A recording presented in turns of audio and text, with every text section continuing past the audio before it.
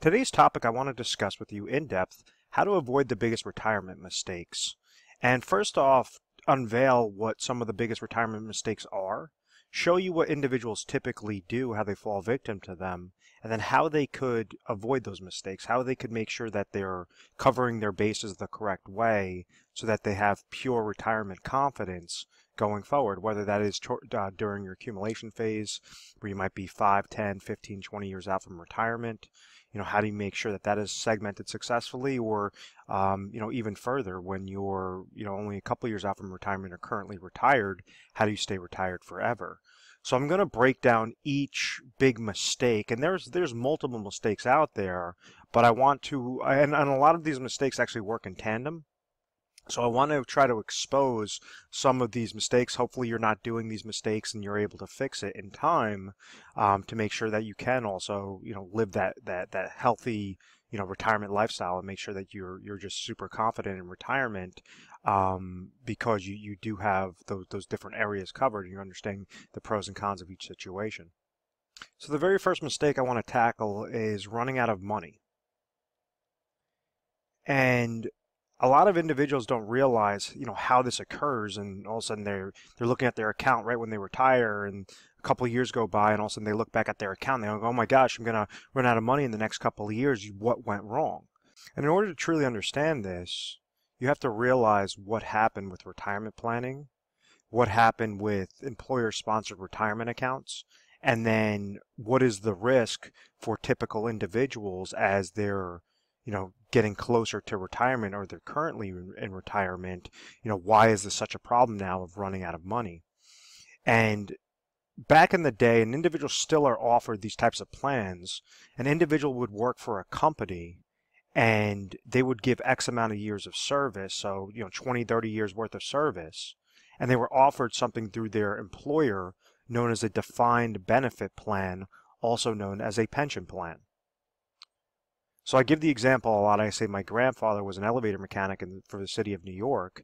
He was offered a pension plan. He started working for them in his late 20s, and they said, okay, if you give 30 years worth of service, by the time you're age 55 in his case, you've given 30 years worth of service, we will give you a set retirement income stream as a thank you for working for this company, an incentive to stay loyal to us. Make sure that you're working hard, and therefore we'll make sure that your retirement is set up for you so you don't have to try to invest your dollars on the back end. So life used to be a lot more simple. Individuals would work those 20, 30, 40 years in some cases, and then understand that they're having a set retirement dollars, just like Social Security income. There would be money left for them every single month that would get paid to them, that they didn't have to work, so that when he retired, he's able to receive his pension income, able to receive Social Security income if he was age 62, and hopefully those two combinations of income would be able to suffice what him and my grandmother's expenses were. Well, unfortunately, there was a shift that took place.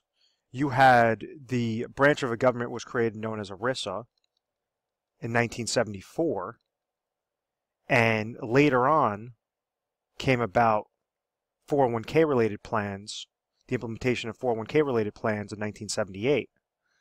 This is important because rather than that defined benefit plan where an individual would go to work, that company would define exactly what that benefit was going to be. When this ERISA Act was created and then you had the implementation of 401k plans, it now took that risk from the employer, from the entity, and threw it onto the employee. So now, rather than a defined benefit plan, you have these plans known as defined contribution plans, which says, okay, you're going to be working for this company. We might incentivize you to start planning, start putting money aside for retirement, known as a company match, but ultimately it's all on you.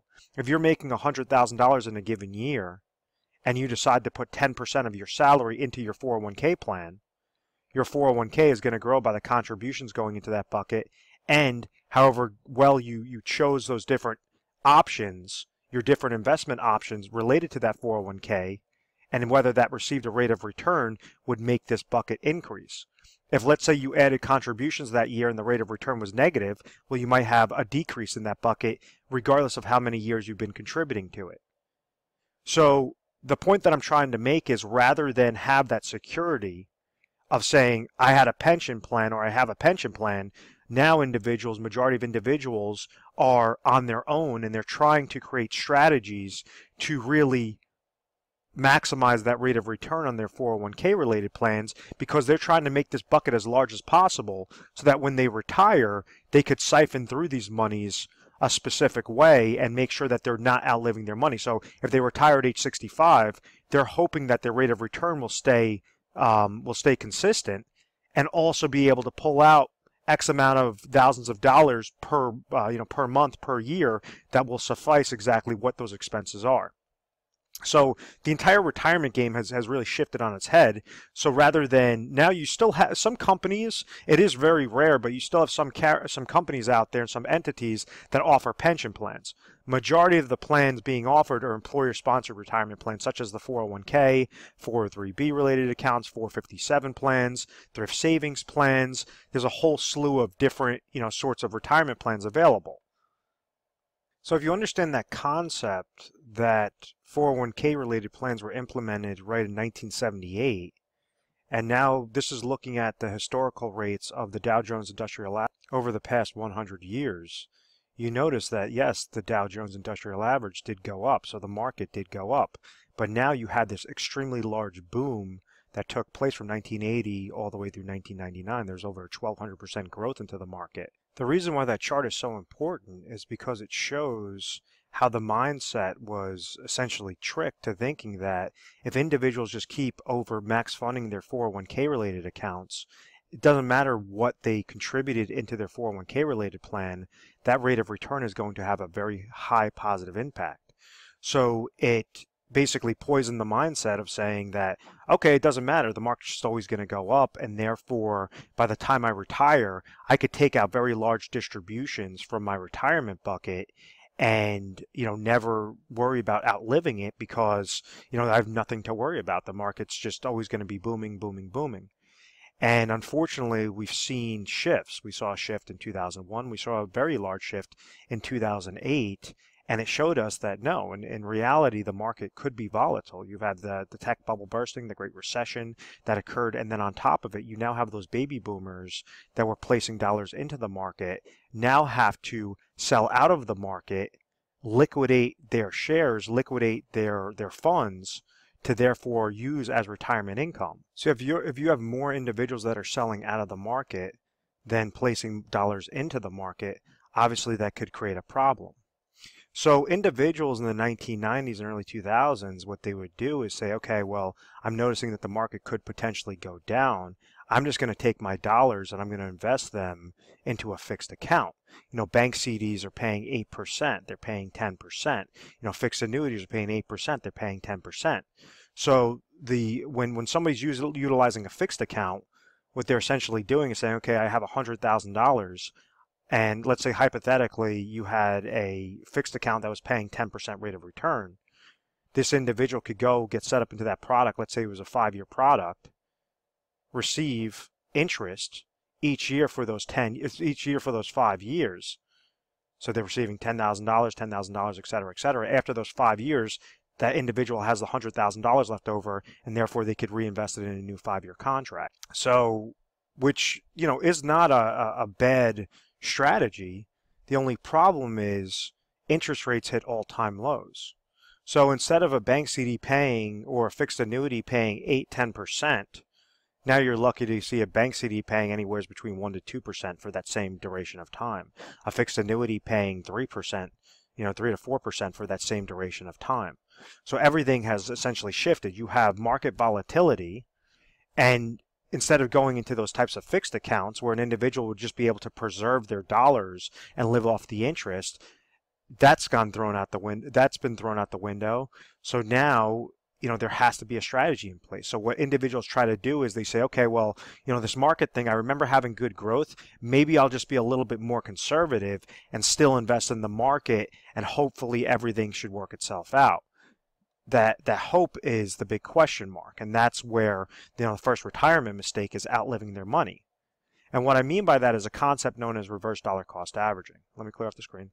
So what reverse dollar cost averaging does It's a computation of negative aspects towards retirement accounts that is the leading cause to make individuals outlive their money. So if you take that example where an individual was investing their dollars in their 401k plan, and let's say they retire and they're 65 years old and they decide, okay, I want to start pulling monies from these accounts. Well, what do we understand are the negatives with those types of investment related accounts, whether this is a 401k or an IRA? It all comes down to that rate of return and other things, which are, if you think of this like the term of a bucket, there's little holes poked in the bottom of this bucket, and those little holes are known as fees. So like as an example, you have with an individual like 401k, you have 401k related fees, and typically 401ks have mutual funds in them with very expensive mutual fund related fees. Those are obviously two negatives. Those are the fees coming out of the bucket. Those are the little holes. When we add on a downward market loss like 2001, like 2008, that's going to further compound. That's equivalent to slicing this bucket. Then when you try to pull out income from this account, that's going to be a fourth negative. Then you have to incorporate inflation, because individuals in retirement, some of their expenses are going to be fixed expenses. Other expenses are going to be inflationary expenses, meaning the cost of goods and services are going to be increasing to the pace of inflation. So therefore, it forces individuals to increase that income during retirement, and therefore it's further compounding that negative against the account. So a really quick example, and this is just a hypothetical example on this, just for really easy math. Let's just say if you had 401k related fees of 1% and mutual fund related fees of 1%, and you had a downward market loss of 10%, and this individual took out income. Let's say that this person had, $1 million in their 401k related account. And let's say that the 401k related fee was $10,000, the mutual fund related fees were another $10,000, and they got hit with a 10% loss, which is a $100,000 loss.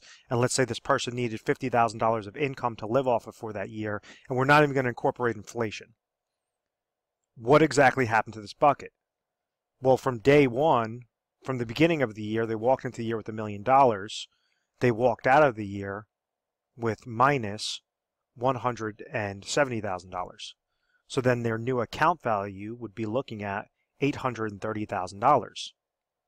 That's a large problem, because the next year, even if they gain 10% rate of return, or even if they gain that 10% rate of return on their overall value, that 10% rate of return is not $100,000 anymore. That 10% rate of return is $83,000.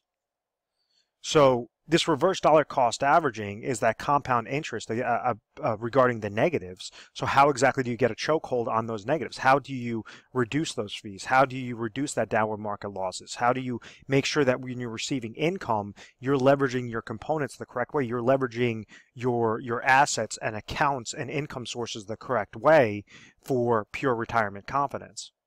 And the number one thing is you have to be mindful of this. You can't just leave your money to chance and say, oh, I'm going to shoot from the hip and hopefully everything will work itself out. Because this is why time and time again, individuals are outliving their retirement dollars, or on the opposite side, they don't have that much money in retirement. So they have to rely on Social Security income, or they have to work well into their 70s just to be able to make sure that they could have enough income before they pass away. And that's not living. That's just a guess. That's a hope that everything's going to work itself out, and unfortunately the numbers are not in favor of individuals not utilizing a strategy. A big problem with employer-sponsored retirement accounts such as the 401k, 403b, TSP is when I'm talking about the contributions, obviously that's controlled. This rate of return is all determined by what those funds that you choose, how well they perform. So when you have those employer-sponsored retirement plans, you typically are going to have options between 5 to 25, funding options to choose from. So think of them as eggs in your basket. When individuals take money from their employer-sponsored retirement plans and they roll them over into IRAs, individual retirement accounts, they could go and now have 3,000 different combinations, 3,000 different eggs to choose from, so that they can more cherry pick into something more customizable, depend upon their need, depend upon what their risk tolerance is, what their income goal is, and try to set that out the right way. The next retirement mistake that occurs when individuals try to do that, whether that's, accumulating their dollars or rolling them into the IRA and just saying, oh, well, I have more eggs, so therefore I should, more options to choose from, so therefore I'm going to be chasing returns and everything should be doing really well. So the negative with chasing returns is leaving yourself exposed to downward market losses and something known as sequence of returns risk. And what sequence of returns risk does is it shows you that, like, when you have an average rate of return, let me pull up a really quick chart. So this is where you have a lot of, wealth accumulation advisors that they're going to talk about, look at the rate of return, look at the rate of return. And with a sequence of returns risk, or just, the risk associated with those negatives, anytime you have a downward market year, and if you're really trying to chase returns and leaving yourself exposed, this is obviously an extreme hypothetical example, but I want to try to, prove my point regarding why negatives could significantly hurt you. And if somebody had a $100,000 investment, and let's say that, on paper it showed that it gained 50% the first year, then it lost 50% the second year, then it gained 50% the third year, lost 50% the fourth year, gained 50% the fifth year, Wall Street math is going to tell us that this person had an average rate of return of 10%. They would have gained plus 50% at the end of those 5 years. Divide that by 5 years would be 10% rate of return. So everything obviously looks on the positive. Well, when we look at the real account value, what occurred, and this is showing that a person is not trying to pull money from this, they would have had that average rate of return, but would have ended up with a value of $84,375. Or if you had $1 million, $843,750 that would have dropped down from that $1 million account. So that would have been a minus 15.625% rate of return in real numbers and real value. That's obviously a problem. So the most important thing, if you're trying to utilize your accumulation, or even when you're in retirement, you're trying to utilize a strategy to avoid reverse dollar cost averaging, above all else, you have to make sure to eliminate those negatives, to try to decrease or have some sort of safety net on there so that you're not having those large swings in the market. And there's a term that I always, or a kind of a phrase that I always say is, negatives in retirement can hurt far worse than gains could help you. And this is showing a chart that if you lost 10% of your portfolio in 1 year, it's going to take you an 11% rate of return just to get back to break even. If, let's say, you go further down, if you lost 30% in your portfolio, it's going to take you 43% just to get back to break even. If you lost 50% in your portfolio, it's going to take you 100% just to get back to break even. So above all else, you have to make sure that you have that safety net in place, or you have certain mechanisms in place to eliminate those negatives and make sure that you're getting that nice safety and consistent rate of return each and every year. Because in your retirement years, when you're not working, when you can't pump more dollars in there, and now you're trying to siphon this out, these are very large impacts, and you don't have that time horizon that maybe if you were in your 20s and your 30s and you had a significant impact or a significant downward loss to increase further. And that concept coincides with a term that I use for wealth accumulation, and I say that this is something that I read in a financial publication. It just always stuck with me, is the acronym of TIME. Stands for taxes, inflation, market losses, and expenses. And when you're accumulating, you want to make sure that your accounts are growing most tax efficiently, that you're beating out the pace of inflation rather than just throwing your money underneath a mattress, that above all else you're avoiding downward market losses. And then the fourth negative is that you're making sure that you're placing your dollars in the most inexpensive plans, or if you're paying a cost, if you're paying some sort of expense, there has to be a benefit tied to it. So whenever you leverage this acronym of TIME, you always keep that in the back of your mind, you could beat out that shift that occurs, or those negatives on how individuals are not able to successfully accumulate their dollars. So the third negative, before I get to the solution, is not using your existing accounts as leverage. There's so many times that individuals have these retirement accounts that are sitting there, or they have income streams that are sitting there, and they don't look at them as retirement assets. What I mean by that is, like, a very large one is Social Security. That is a very large retirement asset. That's a major portion or of a formula to say, how can you retire with pure retirement confidence, is making sure that you're structuring your Social Security maximization strategies properly. Another aspect might be a pension plan. Pension income is obviously income that, rather than increase your expenses and say, okay, I want to take this extra trip when I retire and travel and all this other stuff, if your expenses do not allow and your expenses are at X and your Social Security and pension income just barely beat out those expenses, well, you have to put yourself on a budget. You can't go and say, oh, well, I worked my tail off all my life and now I want to enjoy it. And now I just want to burn through all my money. And if you don't have that disciplined mindset, you're never going to be able to properly retire. You're going to fall victim to those large retirement mistakes. And it all comes down to, the culmination of this entire video comes down to not having a plan and just hoping everything will work out. Trusting an advisor because, he's trying to speak in this technical financial jargon and just, talk over you. That's not the correct way to do it, because there's many people out there that have many financial advisors, and unfortunately they're not even beating out what a simple index like an S&P 500 index or Dow Jones Industrial Average index is doing. So there has to be an actual strategy in place, and you have to make sure that you're segmenting your dollars towards specific lanes. A really easy strategy. Obviously, we go into very technical strategies whenever you call over to our agency or you set up an appointment. It's going to be more specific to your individual situation. But a very basic strategy that you guys could use from just watching this video is make sure that you're segmenting your dollars to 3 main goals.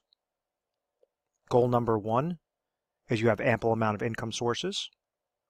Goal number 2, you have ample amount of emergency funds. Goal number 3, you have inflationary protection or strategy for inflationary protection. We want to make sure that we're leveraging the existing assets properly. So let's say if an individual is currently age 60 and they're going to retire at age 65 and they have a specific need in mind. They're saying at age 65, I need $50,000 of income in retirement to cover my expenses. So the first most important aspect is that need. Rather than take a guess, there's different things out there. You could look at budgeting sheets online. You could give us our agency a call. We could send you over budgeting sheets. But it's all about breaking this down to the decimal point on what are going to be those retirement expenses. So that brings us to step 1, income sources. Remember, we want to leverage what you already have so that you could leave as much money in your pocket, less worry in your pocket at the end of the day. So let's say if this person receives Social Security income, has a small pension, and then they have nothing else. They have basically, we'll say that they have a 401k related plan of $500,000. How exactly can we make sure that these 3 bases are covered? Well, the first thing, let's say that Social Security income is coming to them at $30,000. They hit age 65, Social Security income will be $30,000. Pension income, let's say they have a small pension of another $10,000. What that goes and tells us is that out of their overall picture, and they have obviously a 401k account that's sitting at $500,000. What that goes and tells us is obviously these 2 income sources are giving them $40,000, but they have a $50,000 need, and therefore there's a $10,000 gap. So this is where they could leverage their 401k account, roll that over into a specifically designed IRA account, and this first portion, for the income, we would place it into a safe income product, would be an IRA annuity.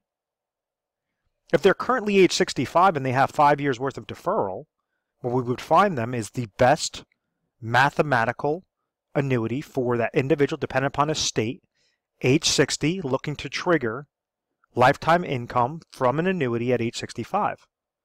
So let's say out of this $500,000, it's going to cost this person $100,000 to roll into an IRA annuity, utilizing an income rider that will produce them $10,000 every single year.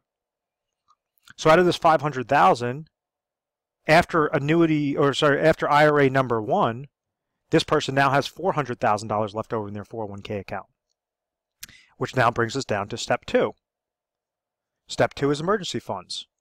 Rule of thumb is that an individual should have in between 6 to 12 months of emergency funds available to them at all times in case of a healthcare related expense, in case of a some sort of emergency that could occur, even if something they want to take a trip or visit family or whatever that is, a death in the family, some sort of oh my gosh moment that occurs. So if this person has $50,000 of income or of expenses per year, we want to leave about $50,000 into some sort of liquid cash. So maybe that means out of this $400,000, they take $50,000 and they place that into a money market IRA. So this is IRA number 2, which is just with a money market. So it's not really going to gain, it's not going to lose. It's just something very safe, like a cash account that's sitting there that this individual could leverage as that type of emergency fund supplement. So now, rather than take the $500,000, and what happens is with a lot of insurance-related agents, what they try to do is say, oh, roll all $500,000 into an IRA annuity, and you'll be fine. You'll have more income than you know what to do with. That's not setting up a plan. That's not setting up a strategy. What that's doing is giving that advisor a nice large lump sum commission, and most likely you never hear from that guy after after months after he sold that to you, or after a year after they sold that to you. It's very, very common. We get these phone calls in every single day into the office of saying, yeah, my advisor set me up a couple of years ago. I never heard from him ever again. So first aspect, a new IRA, number 1 is through an annuity. And it's with a specifically designed hybrid annuity. IRA number 2 is $50,000 through a money market account. And now we have $350,000 left over that we could tie to inflationary protection. What exactly is inflationary protection? Let me clear this off a little bit. Well, we understand that when individuals usually have expenses in retirement, a portion of those are going to be fixed, a portion of those are going to be inflationary. So the cost of goods and services, milk, gasoline, different things, entertainment, are going to increase with the pace of inflation. That's why a house is more expensive today than it was 50 years ago. A car is more expensive today than it was 50 years ago. All these different things are obviously increasing towards that inflationary, towards that purchasing power risk. So therefore, we don't just want to leave it to chance. We want to make sure that you have a plan segmented specifically for that inflationary protection. You could go and leverage a specifically designed IRA account that tries to combat that reverse dollar cost averaging effect. What I mean by that is an IRA that's specifically designed to eliminate downward market losses, to eliminate fees, mutual fund related fees and advisor fees, and allow your money to have that compound interest effect in a positive direction, gaining when the market goes up, but making sure that you have a safety mechanism in place. If the market goes down, falls below 0%, you can never fall below 0%. So that might be one aspect, or you could leverage this towards a managed money route and make sure that you're segmenting dollars on not an emotional based plan, not trying to just go after return, but have something where you're eliminating downward market losses, but trying to really get a nice consistent rate of return. So you could roll that over into specifically designed IRA through managed money route. There's fee-based planners as opposed to retail-based planners. Or you can kind of do a combination of different things. You could also set up something known as annuity laddering strategies to give you, at age 65, you're receiving $50,000 of income from that first income source, and then you might want to place dollars aside into a 7-year deferred annuity, a 10-year deferred annuity, different things that will give you an extra $2,000 at age 67, an extra $4,000 at age 71, another $9,000 at age 76, so that it's saying as your inflationary expenses are increasing, your income streams are also going to be being triggered through the lifetime income riders through those annuity contracts. So this $350,000 in this perfect scenario, we're not leaving the money to chance. We're not just saying, okay, let it ride and risk your money in the market and hopefully everything's going to work itself out. What we're recommending is you create a plan. You don't take a guess. You have a concrete plan so that you have more than enough cash, you have more than enough of an emergency fund, you have more than enough to combat that inflationary protection or to combat that purchasing power risk, and you have those income sources coming to you that you can never outlive, or you and your spouse could never outlive. So in closing, if you found value in this video, feel free to give our 1-800 number a call. It's 1-800-566-1002. We offer 24/7 customer service. You would give us a call mornings, nights, weekends, holidays, whatever the case may be, and someone will take your call. From there, when you're speaking to the assistant, they're going to ask you your information. You might just say, I saw a video online about biggest retirement mistakes. I want to speak to a specialist. And then they're going to go and find the specialist that pertains specifically to this video. That's one way on how to do it. Another way, which is probably more efficient, is to go through our website, which is retiresharp.com or afasifinancial.com. They both take you to the same exact spot. And what you're going to see is a little icon on the bottom right-hand side of the screen where it says to schedule an appointment. So now you could actually put down notes, explain a little bit about your situation so that we can make sure the correct specialist is there available to, sit down with you on the appointment. It syncs it to our calendar. So we have a lot of different open availability regarding the different specialists that you'll be dealing with. And, we'll make sure that that person will give you a call at that specific point in time. What you can expect when dealing with a specialist is to not feel rushed, is to really, have somebody that's asking you questions to try to figure out what your current situation is. Where are you right now at point A? Where do you want to be at point B? What do you have in place? Can you get from point A to point B successfully? Sometimes you can, and we would just say, hey, as a further confirmation, congratulations, you're all set, everything looks perfect. Other times it might just be slight tweaks that you have to make in order to have that slight tweak will have a very large impact and a very large impact on that overall success. So understand, avoid the negatives, avoid the biggest retirement mistakes. I really hope that you found value in this. When dealing with a specialist, we try to educate you first and foremost through personalized videos, literature pieces, different things to make sure that you're very comfortable. We're A+ rated on the Better Business Bureau. We've always had very good reviews. We've never had any complaints, and it's because of this methodical process, or what I believe is because of this methodical process. Thank you very much for watching this video, and please make sure to subscribe to our YouTube channel, Retire Sharp, so you can have access to the most updated videos. Thanks so much, guys.